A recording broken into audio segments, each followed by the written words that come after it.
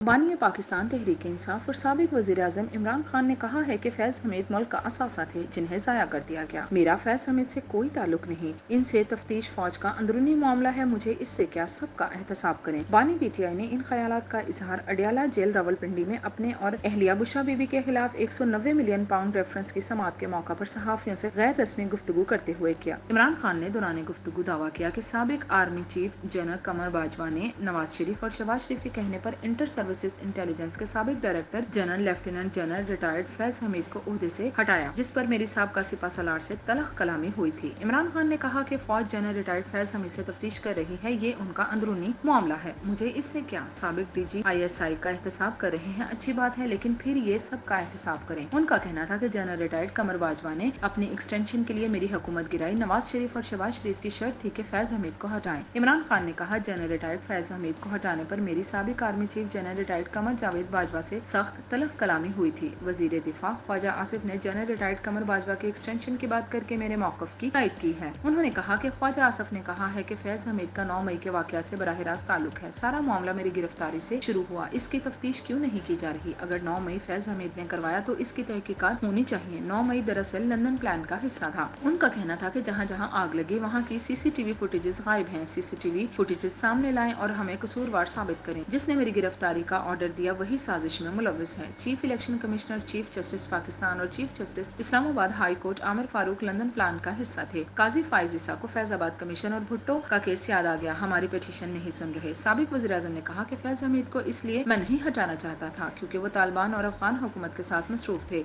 वो पाकिस्तान में दहशतगर्दी खत्म करने का सुनहरी मौका था। जनरल रिटायर्ड फैज ने मुल्क से दहशतगर्दी खत्म करने का मुकम्मल प्लान बनाकर अपोजिशन को दिया था। इमरान खान ने कहा कि फैज हमीद हमारे मुल्क का असासा थे, हमने इन्हें ज़ाया कर दिया।